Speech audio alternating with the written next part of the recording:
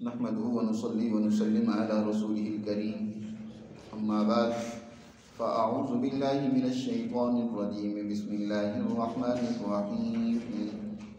या अय्युहल्लज़ीना आमनू ला तत्तखिज़ू आबाअकुम व इख़वानकुम औलियाअ इन इस्तहब्बुल कुफ़्र अलल ईमान व मन यतवल्लहुम मिनकुम फ़उलाइका हुमुज़ ज़ालिमून।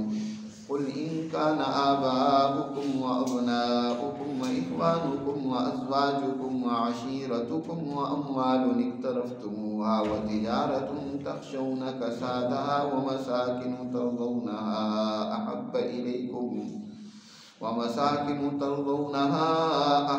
इलैकुम मिनल्लाहि व रसूलिही व जिहादिन फ़ी सबीलिही फ़तरब्बसू हत्ता यअतियल्लाहु बिअम्रिही वल्लाहु ला यहदिल क़ौमल फ़ासिक़ीन।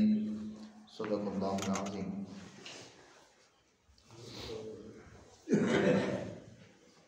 इस सूरह तौबा में अल्लाह सुब्हानहु व तआला ने मुसलमान जमात को अपनी मुखालिफीन में से ख़ास तौर पर वो लोग जो अपने जुल्म बदमाशी से बाज नहीं आते और मुसलमानों को और मुसलमानों के नज़रियात को हर मुमकिना नाकाम बनाने की कोशिश करते हैं और उनका ज़ीन साजिशी मुआहिदात की पासदारी नहीं करते, रिश्तेदारी और अक़रबा की कोई रिआयत नहीं करते। ऐसे मुखालिफीन के साथ इस्लाम ताल्लुकात मुनक़ते करने का हुक्म करता है, बल्कि उनके जो सरगना हैं, जो बुराई और ख़राबी की बुनियाद और जड़ है, जिनको आइम्मतुल कुफ़्र कहा जाता है, उनके ख़िलाफ़ जिहाद करने, उन्हें कत्ल करने का हुक्म देता है। इस हवाले से कुछ ऐसे सवाल उठते हैं और पैदा होते हैं कि इन चीज़ों की होते हुए कैसे इनसे जंग की जा सकती है, इनसे लड़ा जा सकता है, इनके साथ ताल्लुकात मुनक़ते किए जा सकते हैं। कुरान मजीद ने उन सवालों का जवाब भी दिया है। मसलन एक तो ये बात थी कि ये बैतुल्लाह के मुजाविर, बैतुल्लाह की बड़ी खिदमत करते हैं, हाजियों को सत्तू घोल कर पिलाते हैं, उनके पानी का इंतज़ाम करते हैं, दीगर उनकी ज़रूरियात पूरी करते हैं। इनको अरब के यहाँ बड़ी इज़्ज़त दी जाती है इस वजह से कि ये बैतुल्लाह के खादिम हैं, खादिमीन हरम हैं। तो लिहाजा ये जो आमाल कर रहे हैं, इन आमाल के होते हुए इनसे लड़ाई करना, इनके साथ जो है वो इस तरीके से ताल्लुकात मुनक़ते कर देना, ये तो दुरुस्त नहीं है। तो कुरान मजीद ने इसका जवाब दिया गुज़श्ता आयात में कि तुम ये समझ लिए अजअलतुम सिकायतल हाज व इमारतल मस्जिदिल हरामी कमन आमन बिल्लाहि वल यौमिल आखिर व जहद फी सबीलिल्लाह ला यस्तवूना इंदल्लाह। हाजियों को पानी पिलाना और इसी तरह जो है मस्जिद हराम की तामीर करना, ये आमल एक इनके यहाँ रस्म के तौर पर है, इनकी अहमियत व हकीकत इनके यहाँ है ही नहीं। और फिर इन आमाल को तुम जिहाद फ़ी सबीलिल्लाह, अल्लाह पर और आखिरत के दिन पर ईमान के मुकाबले में समझते हो, उनके बराबर समझते हो। एक वो इंसान है जो जिहाद फ़ी सबीलिल्लाह यानी अल्लाह के दीन के गलबे के लिए, माशरे में अदल व इंसाफ और अमन के क़ियाम के लिए माल जान से कुर्बानी दे रहा है। और दूसरा वो है जो माशरे में जुल्म पैदा करने, बदअमनी पैदा करने, माशरे में खराबी पैदा करने के हवाले से किरदार अदा कर रहा है, लेकिन रस्मी तौर पर उसने कुछ उन आमाल को अपना रखा है जो बज़ाहिर बड़े तक़द्दुस और बुज़ुर्गी की अलामत है। मसलन वो बैतुल्लाह का मुतवल्ली बना हुआ है, या इसी तरह वो बज़ाहिर हर साल हज पे जाता है, उम्रे करता है, लेकिन काम और किरदार उसका जो है वो तो जुल्म है, बदअमनी है। ये दोनों आमाल बराबर नहीं है। एक जुल्म को मिटाने में किरदार अदा कर रहा है और एक जुल्म पैदा कर रहा है। ला यस्तवूना इंदल्लाह, ये दोनों बराबर कैसे हो सकते हैं? इनके खिलाफ जिहाद करना ज़रूरी। अब एक और सवाल पैदा होता था जिसका कुरान ने गुज़श्ता आयात में जिक्र किया कि इन मुशरिकीन के साथ मुआहदात को ख़त्म करते हुए ये बात भी कुरान ने बयान की है कि इन मुशरिकीन का अजीब हाल है, ना तो ये किसी आहद और ज़िम्मा की परवाह करते हैं, ना ही इल्म और कराबतदारी की परवाह करते हैं। इनके यहाँ रिश्ते और कराबत कुछ नहीं है, इनके यहाँ तो ख्वाहिशात है।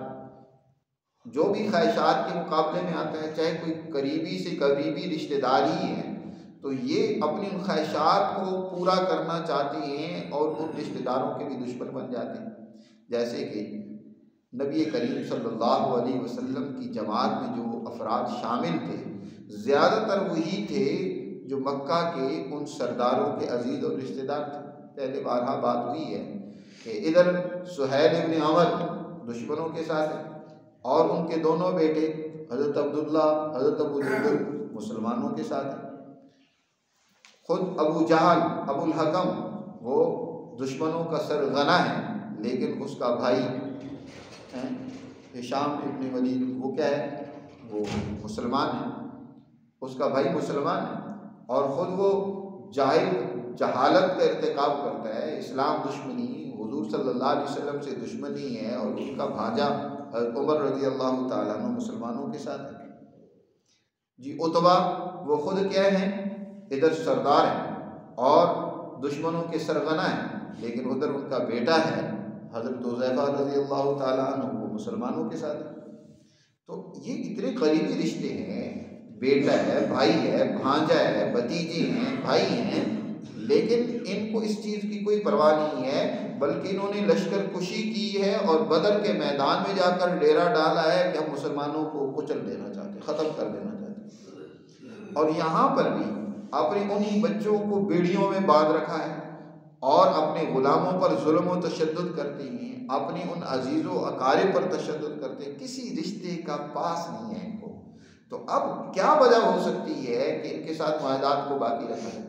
मुआहदात तो इनके साथ किया और फिर मुआहदात को खुद तोड़ भी देते हैं। मुआहदा करने के बाद कोई मुआहदे की पासदारी नहीं करते। अब इस पर एक सवाल पैदा होता है कि वो तो रिश्तों की पासदारी नहीं करते, तो क्या फिर मुसलमानों को भी नहीं करना चाहिए? आखिर मुसलमानों के भी तो वो रिश्तेदार हैं, तो मुसलमानों को तो उनके साथ नहीं लड़ना चाहिए था ना, मुसलमानों की तो उनकी रियायत करनी चाहिए थी।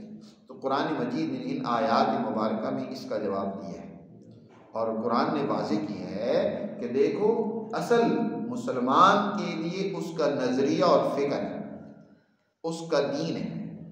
उसने जिस नज़रिए और फ़िक्र और दीन को कबूल किया है, ये उसके खालिक और मालिक ने नौ इंसानियत की कामयाबी व हिदायत के लिए अपने नबी करीम सल्लल्लाहु अलैहि वसल्लम की वसातत से तुम्हें अता किया। इससे ज़्यादा अजीज़ कोई चीज़ तुम्हें नहीं हो सकती। सबसे ज़्यादा अजीज़, जब तक किसी इंसान को अपना वो मिशन और मकसद न हो, वो कभी कामयाब नहीं हो सकता। अगर एक तरफ तो तुम चाहो कि हम दीन की बुनियाद पर हुक्मरानी कायम करें, हम दुनिया में अदल कायम करें, दुनिया में अमन कायम करें, और दूसरी तरफ तुम इस बात को लेकर बैठे रहो कि जो हमारे रिश्तेदार हैं उनको तो है ही, उनका तो नज़रिया ही कोई नहीं, उनका नज़रिया ख्वाहिशात है, लेकिन तुम्हारे पास आला नज़रिया है, आला फिक्र है। तो याद रखो, अगर इस तरीके से तुम उसमें कंप्रोमाइज़ करने की कोशिश करोगे तो कभी कामयाब नहीं हो सकोगे। कामयाबी के लिए ज़रूरी है कि तुम अपने उस नज़रिए और फ़िक्र पर हर एतबार से मर मिटने वाली कुर्बानी देने वाले बनो। और यही हुआ कि जब मुसलमान जमात ने हर तरह से कुर्बानी दी तो फिर अल्लाह ने उनको कामयाब किया। उनको न सिर्फ अरब में हुक्मरानी दी बल्कि आजम में भी उनकी हुकूमतें कायम हुई, कैसर व किसरा की ताकतें भी सरेंडर हुई और इस तरीके से दुनिया में अदल, अमन, खुशहाली कायम हुई और दुनिया के अंदर से फसाद, फितना ख़त्म हुआ। कुरान मजीद ने इसी बात को इन अल्फाज में बयान किया, फरमाया या अय्युहल्लज़ीना आमनू, ए ईमान वालो, ला तत्तखिज़ू आबाअकुम व इख़वानकुम औलियाअ इन इस्तहब्बुल कुफ्र अलल ईमान। ए ईमान वालो, अपने बापों को और अपने भाइयों को दोस्त मत बनाओ अगर वो ईमान पर कुफ्र को पसंद करते हो, तरजीह देते हो। उनका नजरिया कुफ्र का है, जुल्म का है, फसाद का है, फितना फैलाने का है, और तुम्हारा नजरिया ईमान का है। ईमान के बारे में जैसे मैं बता रहा हूँ, यानी अल्लाह की तालीमात को मानना, कायम करना, उनका निज़ाम अमलन कायम करना, तुम्हारा नजरिया ये है। उनका नजरिया क्या है? इसके मुकाबले में कुफ्र का, जुल्म का, फसाद का, बदअमनी का है। और वो उस कुफर के नजरिए को गालिब करना चाहते हैं और तुम कहो कि हमारी रिश्तेदारी है, फिर ऐसे तो नहीं चलेगा। फिर तुम्हें सबसे ज्यादा नुकसान उठाना पड़ेगा और तुम कभी भी अपने उस नजरिए को कायम नहीं कर सकते। इसलिए जरूरी है कि तुम अपने नजरिए की खातिर तमाम रिश्तों को पीछे कर दो। हाँ, अगर वो तुम्हारे नजरिए के मुज़ाहिम ना हो, मुकाबले में ना आए, फिर वो रिश्तेदार हैं तो उस रिश्तेदारी का पास रखना, उनका ख्याल करना। खुद कुरान में दूसरी जगह पर फरमाया ववस्सैनल इंसान बिवालिदैहि ihसाना, हम इंसान को उसके वालिदैन के बारे में ताकीद करते हैं अच्छे सलूक की, कि उनके साथ अच्छा सलूक करें। लेकिन आगे साथ ही फरमाया वइन जाहदाका अला अन तुश्रिका बी मा लैसा लका बिही फला तुतिहुमा, अगर वो तुम्हें मजबूर करें कि तुम अल्लाह के साथ शिर्क करो, उनकी ख्वाहिशात में उनका साथ दो, तो फला तुतिहुमा, फिर उनकी बात नहीं माननी, फिर उनके पीछे नहीं चलना। उनकी बात उस वक़्त तक मानो जब तक अल्लाह की किसी हुक्म और दीन के खिलाफ वो बात नहीं करते, जुल्म की बात नहीं करते, शिर्क की बात नहीं करते। तो यहाँ अल्लाह ताला ने यही फरमाया कि ऐ ईमान वालो, अगर ये तुम्हारे भाई, तुम्हारे बाप और इस तरह दीगर रिश्तेदार अगर कुफर को पसंद करते हो ईमान के मुकाबले में और फिर तुम इनको अपना दोस्त बनाने लग पड़ो, तो ये तुम्हारे लिए दुरुस्त नहीं है, ऐसा ना करो। वमन यतवल्लहुम मिनकुम, और तुम में से जो भी इनको उस हालत में जब वो कुफ्र और जुल्म पर अड़े हुए हैं तो ऐसा करेगा, इनको दोस्त बनाएगा, तो याद रखो फउलाइका हुमुज़्ज़ालिमून, तो वो भी जालिमों का साथ देने वाला है, वो भी जालिम ही शुमार होगा, वो जालिमों की सफ में होगा। और कुरान ने एक और वाज़ेह ऐलान कर दिया कि रिश्ता दर हकीकत वो दीन की बुनियाद पर है, इस नज़रिए को गालिब करने की बुनियाद पर है। यही वजह है कि नबी करीम सल्लल्लाहु अलैहि वसल्लम ने जो रिश्तेदारियाँ कायम की, नजरिए और ईमान की बुनियाद पर इस्लामी अखुवत और भाईचारा जो कायम किया, वो तमाम खूनी रिश्तों से भी बढ़कर साबित हुआ। सहाबे कराम एक दूसरे के इस्लामी अखुवत जो है, इस्लामी भाईचारा जो है, वो सबसे ज़्यादा मुसलमान जमात के यहाँ मजबूत होता है जी। बाकी रिश्ते जो अल्लाह ने नस्बी कायम किए हैं, ये इनकी भी रियायत रखने का हुक्म है, उनकी नफ़ी नहीं है, लेकिन उस वक़्त तक जब तक वो इनिस्तहब्बुल कुफ्र अलल ईमान वाली सूरत ना हो। अगर वो कुफर को तरजीह न दे रहे हो ईमान के मुकाबले में, वो अपने उस कुफर को गालिब ना करना चाहते हो, तो फिर उनकी रियायत करो। लेकिन कुरान ने कहा है कुल इन काना आबाउकुम, ऐ पैगंबर फरमा दीजिए, इन्हें बता दीजिए अपनी मुसलमान जमात को, इन काना आबाउकुम, अगर तुम्हारे अबा अजदाद तुम्हारे बाप हैं, व अबनाउकुम तुम्हारे बेटे हैं, व इख्वानुकुम तुम्हारे भाई हैं, व अज़वाजुकुम तुम्हारी बीवी हैं, व अशीरतुकुम तुम्हारे इसी तरह ख़ानदान वाले कबीले वाले हैं, व अम्वालुन इक़्तरफ़्तूमुहा, और वो तुम्हारे माल हैं जिनको तुमने बड़ी मेहनत से कमाया है, व तिजारतुन, और तुम्हारी वो तिजारत तख़शौना कसादा, जिसके बारे में तुम्हें हर वक्त डर लगा रहता है कि कहीं इसमें नुकसान ना हो जाए, उसके नुकसान का तुम्हें खौफ और डर है। और इसी तरह वह मसाकिन, और तुम्हारे वो घर और रहायशी मकान हैं, मामलात हैं, अगर इनमें से कोई भी तर्ज़ौनहा, जिन्हें तुम पसंद करते हो, तुम्हारे मकान जिन्हें तुम बड़ा पसंद करते हो, अहब्ब इलैकुम मिनल्लाहि व रसूली, अगर तुम्हें अल्लाह और उसके रसूल से, व जिहाद फी सबीली, और उसके रास्ते में जिहाद करने से ज़्यादा अजीज है, तुम्हें ज़्यादा मालूम है, तो फिर क्या, फतरब्बसू, फिर इंतज़ार करो, अल्लाह के अज़ाब का इंतज़ार करो, अल्लाह के फिर अमर का इंतज़ार करो, हत्ता यअती अल्लाहु बिअमरी, यहाँ तक कि अल्लाह अपना हुक्म लाए हैं और तुम्हारी जगह पर किसी और कौम को अल्लाह ताला मुकर्रर कर दे। क्योंकि तुम अल्लाह के नज़रिए के लिए, अल्लाह की दीन के लिए, अल्लाह के अहकामात के लिए तुम इस दर्जे में भी तैयार ही नहीं हुए हो। तुम कहीं माल को तरजीह दे रहे हो, कभी कहीं जो है तिजारत तुम्हारे पेश नज़र है कि उसको उसमें नुकसान ना हो जाए, और कभी जो है वो तुम अपने रिश्तों को जो है वो आगे ला रहे हो, और तुम अपने असल मकसद से मुनहरिफ हो रहे हो। मुसलमान का असल मकसद क्या है? मुसलमान का असल मकसद अल्लाह की दीन का गलबा है। दीन के गलबे के लिए वह जिहाद फी सबीलिही, दीन को गालिब करना है, उसका निज़ाम बनाना है। इसमें जितना कोई किरदार अदा करेगा, इतना ही वो ज़्यादा अल्लाह को अजीज़ और प्यारा है। अब हुजूर सल्लल्लाहु अलैहि वसल्लम के देखें सगे चचा हैं हज़रत अब्बास रज़ी अल्लाह ताला, मुसलमान भी हो गए, लेकिन उनके मुकाबले में हज़रत अली रज़ी अल्लाह ताला ने चचा ज़ात भाई हैं, एक वास्ता दरमियान में चचा कहा गया, बराह रास्त रिश्ता नहीं है, यानी चचा के वास्ते से रिश्ता है कि चचा के बेटे हैं। हज़रत अब्बास तो बराह रास्त चचा है, करीबी रिश्तेदारी हज़रत अब्बास की है, लेकिन हज़रत अली की फजीलत ज़्यादा है, उनकी ज़्यादा अज़मत है, इसलिए कि उन्होंने दीन के गलबे में हज़रत अब्बास से ज़्यादा किरदार अदा किया। उन्होंने हुजूर के साथ हिजरत की, जिहाद किया, जैसे कि पीछे हमने रिवायत में पढ़ा कि हज़रत अब्बास और इस तरह कोई दूसरे सहाबा और हज़रत अली रज़ी अल्लाह ताला अन्हु आपस में मिल बैठ के बात हो रही थी। हज़रत अब्बास कह रहे थे कि हम देखो, हम तो हाजियों को पानी पिलाते हैं, हमने हरम की खिदमत की है। दूसरे कहने लगे, तो हज़रत अली ने कहा मैंने तो ये कोई काम नहीं किया, अलबत्ता मैंने रसूलुल्लाह सल्लल्लाहु अलैहि वसल्लम के साथ जिहाद किया। तो हुजूर ने यही बात फरमाई है कि जिहाद फी सबीलिल्लाह से बढ़कर कोई अमल नहीं है जिसने रसूलुल्लाह सल्लल्लाहु, बल्कि खुद कुरान ने कहा अजअलतुम सिकायतल हाजी व इमारतल मस्जिदिल हरामी कमन आमन बिल्लाहि वल यौमिल आखिर व जाद फी सबीलिल्लाह। अल्लाह के रास्ते में उसने जिहाद किया, इसके मुकाबले में ये हो सकती है, ये आमाल हो सकती है।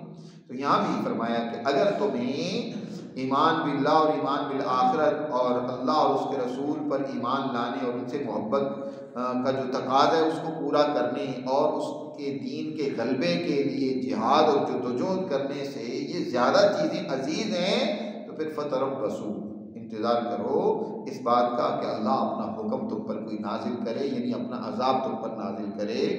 हैं दूसरी जगह में फरमाया कि अल्लाह तुम्हारी जगह किसी और कौम को ले आए, किसी ऐसी और कौम को ले आए कि जो तुम्हारी तरह की नहीं होगी,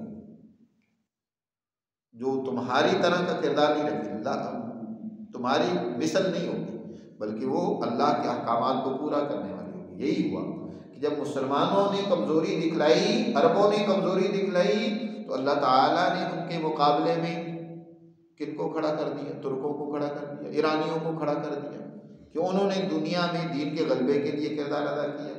अगर उनमें कमज़ोरी पैदा हुई तो अल्लाह ने उनके मुकाबले में किनको? ततारियों को और उन्हीं जो उनके दुश्मन थे उनको अल्लाह ने तौफीक दे दी जी, और उन्होंने क्या है दुनिया में दीन के गलबे का किरदार अदा किया मुग़लों ने। इसी तरह मुसलमान अगर काम नहीं करेंगे तो अल्लाह किसी और कौम को हिदायत दे देगा, तौफीक देगा, और वो अल्लाह के दीन के गलबे का काम करेंगे। वल्लाहु ला यहदिल कौमल फासिकीन, अल्लाह ऐसी कौम को हिदायत और कामयाबी नहीं अता करता जो अल्लाह के अहकामात और कवानीन को तोड़ने वाले हों, अल्लाह के अहकामात की खिलाफ वर्जी करने वाले हों। ऐसे लोगों के लिए अल्लाह ने कामयाबी का रास्ता नहीं रखा, वो नाकाम होंगे, चाहे वो ज़ाहिरी और रस्मी तौर पर कुछ आमाल भी करते हों।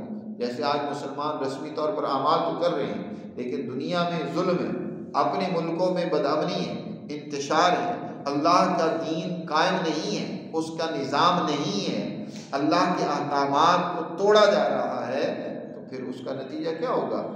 हिदायत नहीं मिलेगी, नाकामी होगी, शिकस्त होगी, परेशानियाँ होगी, मुसीबतें होगी, अल्लाह की सज़ाएँ आएंगी, जैसे कि आज हमारे साथ हो रहा है। तो इसलिए अल्लाह के दीन का निज़ाम कायम करना मुसलमान जमात के लिए अव्वलीन तरजीह है, ज़रूरी है, और इसके लिए तमाम रुकावटें उसे तोड़ देनी चाहिए जो भी इसके रास्ते में रुकावट आए, और वो अल्लाह के दीन के गलबे के लिए बहुत ज़्यादा उसे कुर्बानी देनी होगी, माल की भी, जान की भी, रिश्तों के भी, हर तरह की कुर्बानी देकर ही ये काम होता है। अल्लाह हमें समझ नसीब फरमाए और अपने अहकामात पर अमल की तौफीक दे।